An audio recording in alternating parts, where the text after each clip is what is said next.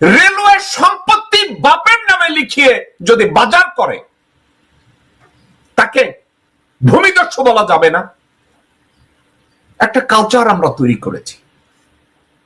আমরা বলি যে খারাপকে খারাপ বলো, আমরা জুমার নামাজ পড়ার জন্য পাগল হয়ে যাই, রোজা রাখার জন্য পাগল হয়ে যাই, কিন্তু একটা খারাপকে খারাপ বলবো এটা বলা যাবে না। এটা যদি কেউ বলতে যায় তাহলে সে খারাপ, সে ভালো না, সে খারাপ বংশের, তার মুখ ভালো না, তার চরিত্র ভালো না। এটা আমাদের রাজনীতি। দর্শকবৃন্দ, এটাই আমাদের সামাজিক অর্জন, এটাই আমাদের দেশের অর্জন। আমাদের দেশের একটা মানুষ যখন শিক্ষিত হয়ে পৃথিবীতে অর্জন করে, সে আর দেশে ফিরে যেতে চায় না। কেন চায় না জানেন? আমাদের এই চরিত্রের জন্য, আমাদের এই সমাজ ব্যবস্থার জন্য। আমার দেশে লক্ষ লক্ষ গর্বিত ভাই রয়েছে। ডক্টর মোহাম্মদ ইউনূসের মতো, ওনার মতো এত সফলতা পান নাই, কিন্তু অনেক যোগ্যতা সম্পন্ন লোকজন বিদেশে আছে। এই টোকাই পেশাদের জন্য তারা দেশে যায় না।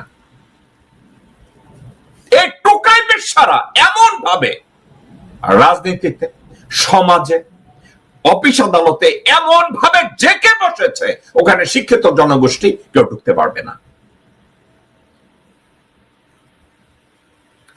দর্শকবৃন্দ, আমরা সবাই বলেছি হাসিনা শেখ এবং ভারত গত 17 বছর বাংলাদেশকে চুষে খেয়েছে।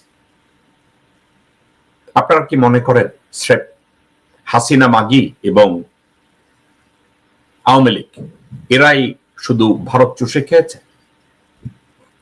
দর্শকবৃন্দ, না। আপনাদেরকে আমি একটা একটা করে কথা বলবো, একটু মনোযোগ দিয়ে যদি শুনেন। আমি 2013 কথা বলি। আপনাদের 5ই মের হেফাজতের ম্যাসাকারের কথা কি আপনাদের মনে আছে? এটার কথা কি আপনাদের মনে আছে? এই ম্যাসাকার আপনারা কি কখনো চিন্তা করেছেন এই ম্যাসাকারটা কি শুধু হাসিনা এবং বেনজির এবং জিয়াউল হাসান এদেরকে দিয়ে হয়েছে? আপনাদের কি মনে হয়েছে এই ম্যাসাকার? এটার জন্য দেশবাসী কান্না করে না? এই ম্যাসাকারটা বাংলাদেশে জঘন্যভাবে একটা ইম্প্যাক্ট করে না, যেটা নিয়ে ডক্টর মোহাম্মদ ইউনূস বলেছে? ওকে, আপনারা সবাই জানেন 5ই মে 2013 সালে বিএনপি জামাত আন্দোলনের ডাক দিয়েছিল।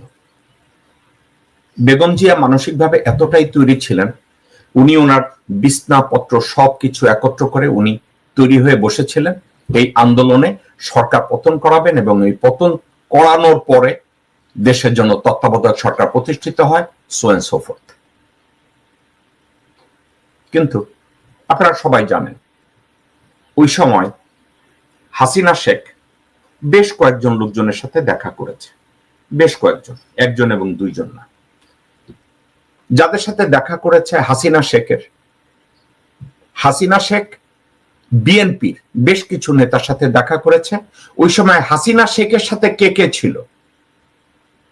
পুলিশের আইজি হাসান মাহমুদ খন্দকার ছিল, বেনজির আহমেদ ছিল, জিয়াউল হাসান ছিল এবং মেজর জেনারেল আকবর হোসেন ছিল। আমি এদের পজিশন গুলো বলি। হাসান মাহমুদ খন্দকার ছিল পুলিশের আইজি। বেনজির আহমেদ ওই সময় হয়তো আমি যদি ভুল না করি র্যাব রান করত। জিয়াউল হাসান সে তখন র্যাবি ছিল, এবং মেজর জেনারেল আকবর হোসেন ছিল ডিজিএফআই ডিজি। হাসিনা শেখ যখন এই হেফাজতের এই মোকাবেলা করার জন্য এদেরকে নিয়ে মিটিং করে, তখন বিএনপির 4-5 জন লোক এদের সাথে ছিল। তাদের ভিতরে যারা সাথে ছিল, তাদের ভিতরে প্রথম ছিল সাদেক হোসেন খোকা। তাদের সাথে আরো একজন ছিল সুপরিচিত বাংলাদেশের লেংটি পড়া সোশ্যাল প্রস্টিটিউট মির্জা আব্বাস, এবং বিএনপির খুব বড় একজন ফাইন্যান্সার আব্দুল আউয়াল মিন্টু, এবং হেফাজতে ইসলামেরও একজন, আমি ওই নামটা এই মুহূর্তে দিলাম না, এদেরকে কেন ডেকেছিল? বিএনপি যখন ঢাকা মহানগরীতে হরতাল করত, মিছিল করত, অবরোধ করত, বিএনপি নির্ভর করত সাদেক হোসেন খোকার উপরে, কারণ তার লাঠিয়াল বাহিনী ছিল, সিনেমা ব্ল্যাক করার লোকজন ছিল, ডান্ডাবাজি, রাহাজানি, চান্দাবাজি এদের লোকজন ছিল, পেশি শক্তি ছিল।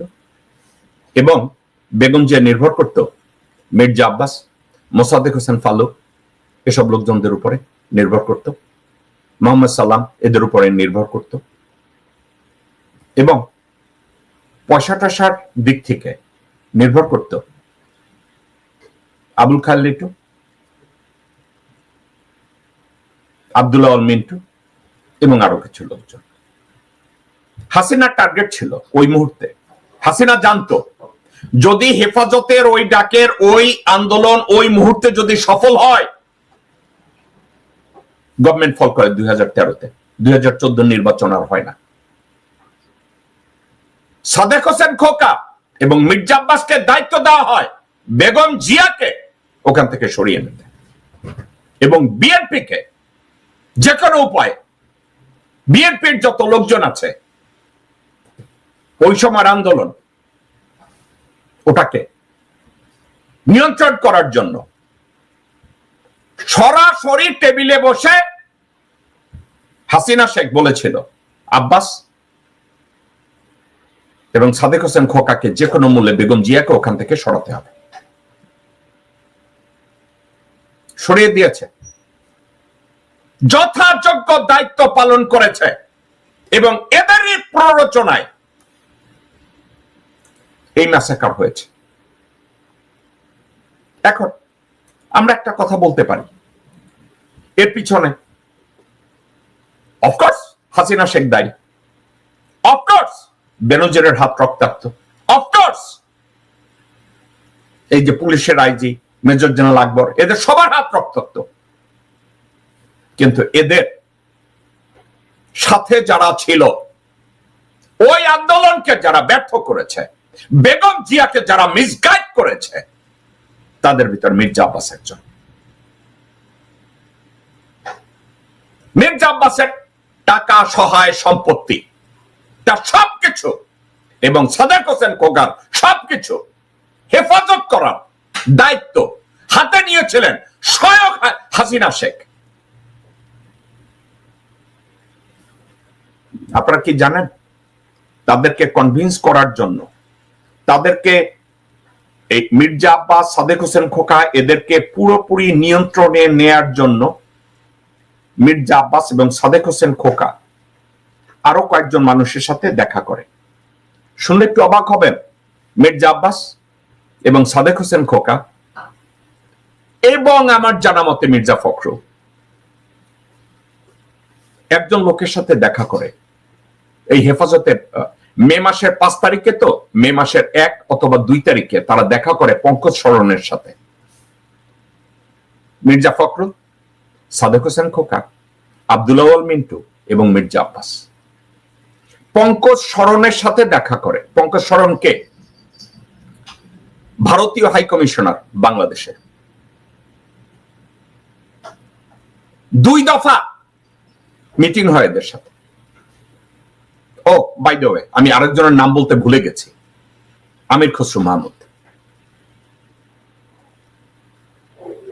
এবং দেখা করার পরে তারা ডিসাইড করে ওকে গাড়ির নিচে ফেলে দাও। কাকে? হেফাজতকে। আমরা গাড়ির নিচে ফেলে দাও, আমেরিকা একটা কালচার আছে, আমেরিকান কালচারাল ডায়লগে বলে that let's put the guy under the bus, means ওরে গাড়ির তলে ফেলাই দাও, আমি বাইচা যাই। মির্জা ফখরুল, আমির খসরু মাহমুদ, মির্জা আব্বাস, সাদেক হোসেন খোকা, আব্দুল্লাহ আল মিন্টু, সাথে আরো 2-3 জন পঙ্কজ শরণের সাথে দেখা করেছিল একটা আলাপ আলোচনায়। ওকে, আমাদের সাথে আসেন, আমাদের সাথে কাজ করেন, আমাদের সাথে হাত মিলান, আমরা আপনাদেরকে রক্ষা করব।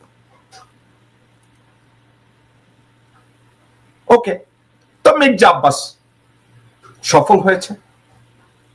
হাসিনার প্রত্যেকটা কর্মকাণ্ডে সহায়তা করার জন্য সে তার স্ত্রীকে বেগম জিয়া পাশাপাশি কাছাকাছি পৌঁছে দিয়েছে। খায়রুল কবিরের খোকনের বউকে পর্যন্ত বেগম জিয়ার কাজের বেটি বানানো হয়েছিল। কেন জানেন? খবর আনা নেয়া করার জন্য। বেগম জিয়াকে 5ই মে শুধু ডিস্ট্রাক্ট করা হয় নাই, মিসগাইড করা হয় নাই, তাকে হেল্পলেস ভাবে সরিয়ে নেওয়া হয়েছে। বেগম জিয়া আপত্তি তুলেছিলেন। এই মির্জা আব্বাস, মোসাদ্দেক হোসেন ফালু, আরো কিছু লোকজন এরা এবং সাদেক হোসেন খোকা, এখন বেগম জিয়া নির্ভর করত ঢাকা মহানগরীকে নিয়ন্ত্রণের জন্য সাদেক হোসেন খোকা, মির্জা আব্বাস, আব্দুল্লাহ আল মিন্টু, আরো 2-4 জন। এরা যখন পিছ থেকে বলে না ম্যাডাম আর এটা আগানো যাবে না, আমাদের এখান থেকে সরতে হবে, তো তারা ওখান থেকে ভেগেছে। গাড়ির নিচে কাকে ফেলে দেওয়া হয়েছে? বন্দুকের নলের সামনে হেফাজতের বাচ্চা বাচ্চা পোলাপানদেরকে, যাদেরকে দিনে দুপুরে রাতের আধারে খুন করা হয়েছে। এবং এই খুনের রক্ত মির্জা আব্বাসের হাতে, এই খুনের রক্ত সাদেক হোসেন খোকার হাতে, এই খুনের রক্ত মির্জা ফখরুলের হাতে, এই খুনের রক্ত আব্দুল আউয়াল মিন্টুর হাতে, এই খুনের রক্ত আমির খসরু মাহমুদের হাতে, যারা আজকের বাংলাদেশের গণতন্ত্র এবং নির্বাচন নিয়ে কথা বলে। পঙ্কজ সরণের সামনে তারা রয় হয়ে শপথ নেয়। এসব মাদারসানরা, আপনারা যাদেরকে বিএনপির বড় নেতা, প্রেসিডিয়াম সদস্য, সেক্রেটারি জেনারেল আপনারা মনে করেন,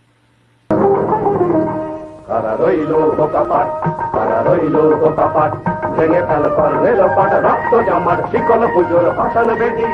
ওরে ও করুণ নিশান, ওরে ও করুণ নিশান, তোর গলায় বিশাল ধ্বংস নিশান, প্রাচীর প্রাচীর ভেদি।